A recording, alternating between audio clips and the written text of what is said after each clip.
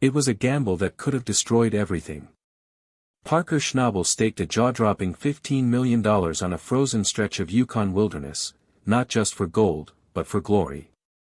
With his entire season riding on one bold move, Parker wasn't just chasing ounces, he was chasing a legacy.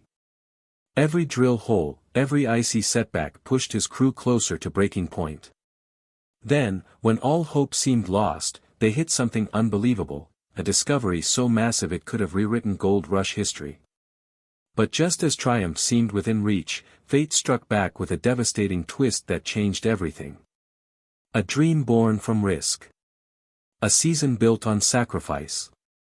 And a quote from a hockey legend, "You miss 100% of the shots you don't take," echoing in Parker's mind as he faced the most dramatic turning point of his career.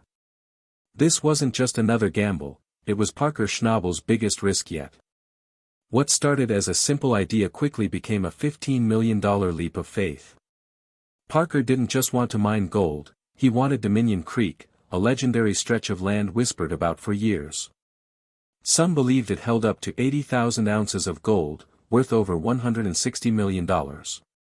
But there was one major problem.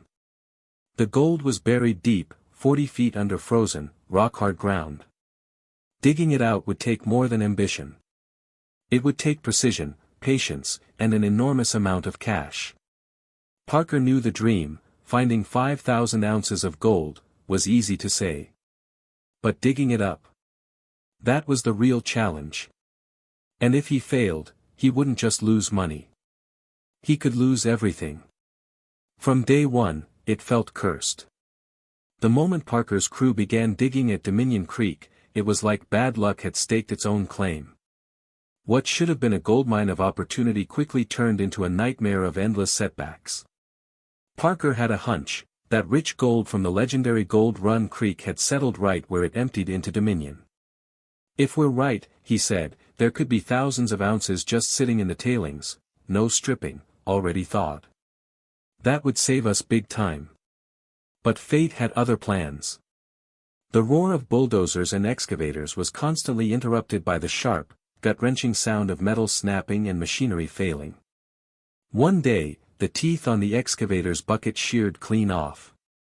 The next, a hydraulic hose exploded, spewing scalding oil and bringing operations to a grinding halt. It was breakdown after breakdown, and the clock was ticking. Stop the machine in its tracks. Keeping these huge machines running in the cold, wet, and muddy Klondike was a huge job in and of itself. Whenever a machine broke down, the whole operation had to stop. When the machines weren't running, the crew wasn't washing any dirt, which meant they weren't finding any gold, which meant they were losing a lot of money every minute. Every day, a lot of money before we ever get an ounce of gold out of here. Yeah, man, I can't imagine the stress he's under, going from having all that money in the bank to having a big old debt the next day and not seeing any gold to help pay it off. What really amazes me is how the crew could handle that much stress and worry. They had to work as fast as they could to fix every problem, knowing that time was running out and winter was coming up. How did they feel? One week they might have a great cleanup and find a beautiful pile of gold. That week, everyone would be laughing and full of hope for the future. But the next week, they might find almost nothing, just a few tiny flakes. Those were very hard days that made everyone quiet and worried, and they wondered if they were even digging in the right place. This never-ending battle between hope and worry is what it's really like to be a gold miner. It was a big test to see if Parker's big expensive. If his dream would make him rich or if it would blow up and cost him $15 million. Parker knew that to beat a problem as big and tough as Dominion Creek, he couldn't just tell his crew to work faster. He had to get smarter and get a new tool. The crew called his old wash plant Big Red, and it had worked hard for him for many years. This is not good. Big Red got a side tension bar lying down here. A wash plant is like a big cleaning machine for dirt, it's a huge machine. A metal frame with screens that shake and water that wash away all the mud, sand, and rocks, leaving only the heavy, shiny gold pieces behind. Parker knew that Red wasn't big or fast enough for the huge job at Dominion Creek. He needed something much bigger. This was the start of a long search for the right machine. His search for new ideas took him all the way to New Zealand, a place that not many people talk about. He went there to see how other people mined stones. To find gold and learn about new machines, he talked to experienced miners who had been doing this their whole lives and looked at some truly amazing technology. He saw one machine that was truly amazing, a floating wash plant, a huge machine that sat on top of a big pond and sucked up dirt from the bottom. It looked like something from a science fiction movie and was one of the best machines anyone had ever seen. But here's the crazy part, even though it was amazing, Parker the land in the Klondike is rough and hilly. Not a calm pond, the machine wouldn't work there. Some people might have given up and been sad, but Parker had a new, even bigger idea. What no one saw coming was Parker's decision that he wouldn't buy a machine from someone else, he was going to build his own. This started a huge project that took 2 years of hard work, and he began designing his dream machine, which he named Roxanne. He wanted Roxanne to be bigger, stronger, and better at catching gold than any other machine. Any machine he had ever used before. Alright, we have our brand new wash plant on its way to the cut. Thanks for getting this done, it's a nice setup. I like the plant, I know there will be a few bugs to work out, but I like it so far. She needs some tweaking, but it's washing rocks. The crew spent months welding together huge pieces of steel, painting them blue, and putting it all together like a huge, complicated puzzle. It was another big bet on top of the first one, and he was hoping this new one would pay off. The shocking truth about Roxanne's first season, when Roxanne was finally built and ready to go, everyone on the crew was very excited. It looked like a huge blue superhero ready for its first day of work, and its very first run was a success. It found over 56 ounces of gold right away. But then, just like with the other machines, problems started. A small wire came loose and shut the whole thing down, and then a big water hose broke. Putting cold water all over the crew learned the hard way that even a brand new, expensive machine isn't magic, it still takes a lot of hard work and a little luck to keep things running. Now they had to decide if rock sand was the amazing machine that would save their season or just another big, expensive problem to solve. The long mining season kept going, and everyone was getting tired and worn out from all the hard work. They worked from early morning until late at night, but the big pile of gold they were. The big goal of 5,000 didn't seem very far away. They needed some luck, they needed a sign from the ground that all their hard work was worth it. And just when it mattered the most, the ground gave them a wonderful shining surprise. They found an amazing discovery.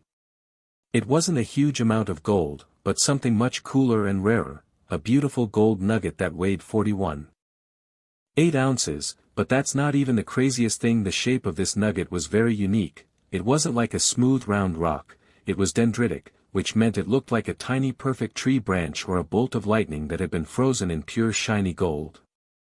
Because of its cool shape, the crew decided right away to call it the electrifying nugget. This is where the welcome stranger nugget was found. That was the biggest nugget in the world. It was pretty bloody big, scary, and impressive. It was a unique shape that made it a rare collector's item, and people who like rare things would pay a lot more money for it than other gold nuggets of the same weight.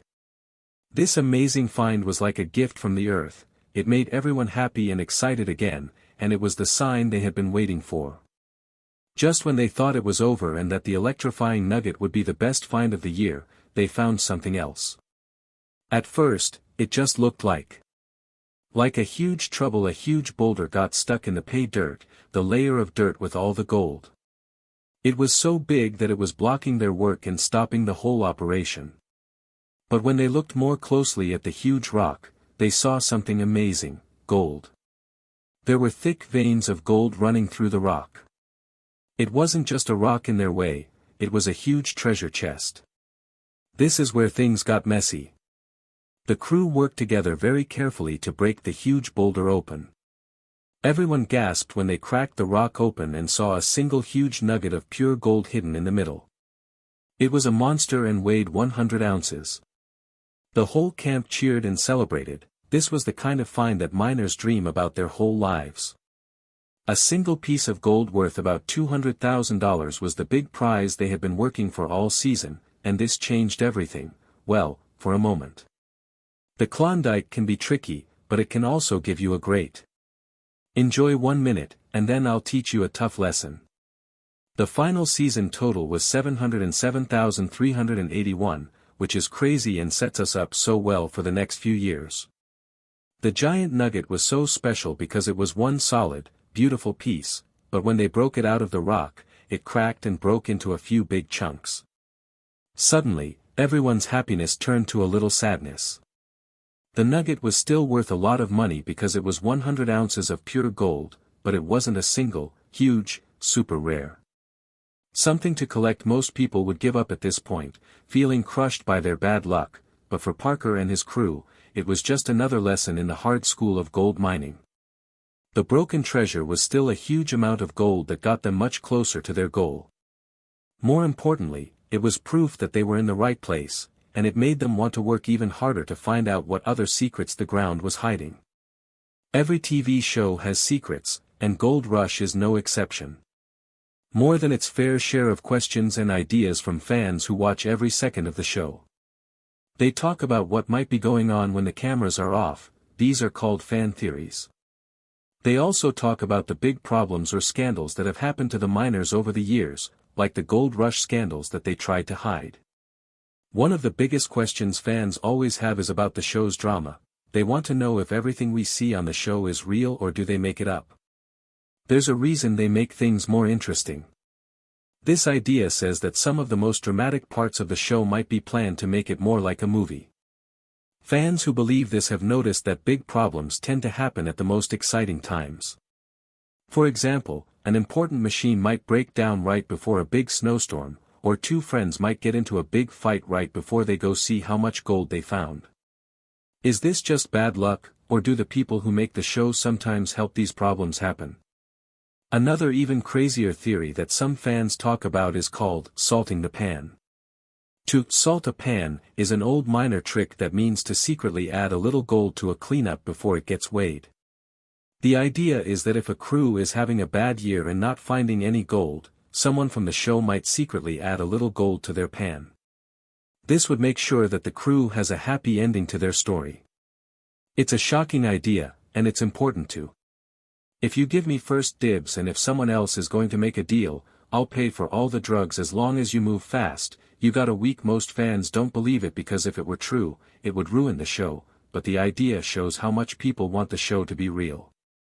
A more likely fan theory is about the money. Parker spends $15 million, but the show doesn't always explain where that money comes from, which makes fans wonder who is really paying for all of this. The hidden money theory says that the miners have rich business partners who give them money. These partners are never seen on camera, but they give the miners millions of dollars to buy land and machines. In return, when the miners find gold, the secret partners get a big cut of the money. This would help explain how the miners can afford to take such huge risks every year. But it's not all just theories. Over the years, there have been some real problems and issues that have shocked fans of the show. The Hoffman crew's biggest mistake was going to Guyana, a country in South America, and they were all showing gold pans. Of all the pans I've had in this country, Todd, the best pans are in this valley. Okay, let's set it up. Todd Hoffman. The first main star of the show really wanted to find a jungle full of gold, but it all went horribly wrong. The jungle was too hot and muddy, and the team wasn't ready. Their machines got stuck, and after spending all that time and money, they barely found any gold at all. They lost all of their money and only came home with about $20 in gold. It was a very sad and hard time for them, and it became a big story on the show. The Huffman crew has been searching for gold in South America for 6 weeks. If this last test fails, they'll have to go back to the Klondike, where the dirt is $10 a yard. Another big scandal happened when the show was just beginning. A miner named Jimmy Dorsey quit the Hoffman crew and later said that the show wasn't really happening. He said that the folks who made the show informed him what to say and the way to act, nearly like he was an actor in a film. This turned into one of the first times a person from the show had said something like this, and it made a whole lot of fans marvel about what became actual and what became just for television. Similarly, real-world criminal problems highlighted the fractures that could shape between the miners. A chief war erupted among former commercial enterprise partners Todd Hoffman and Dave Turin lengthy after they labored collectively saved their ass for a little at the same time as move in advance and run that over there. Dave. Alright, I am headed out. Trey, please. Coward. Turin filed a lawsuit in opposition to Hoffman and his company over economic disputes for lovers who had watched their partnership for years. This felony struggle became a clean sign that the pressures of the gold mining commercial enterprise extended a long way past what changed into visible on display screen. The personal lives of the miners have additionally come to be resources of controversy, whilst Parker female friend Ashley Yule, who were featured on the show running with him, left. Rumors started out to fly. A continual and unpleasant rumor which each have denied was that their breakup worried her stealing gold from him. The reality that this rumor spread so broadly showed how the road among the show's narrative and the forged's actual lives had emerged as blurred for lots. Visitors' questions about the miners' commercial enterprise dealings have additionally surfaced. The Dakota boys Fred and Dustin Hurt faced a great setback whilst it became determined that they did no longer have the proper rights to mine their number one place Cahoon Creek. They were forced to abandon the website after a dispute with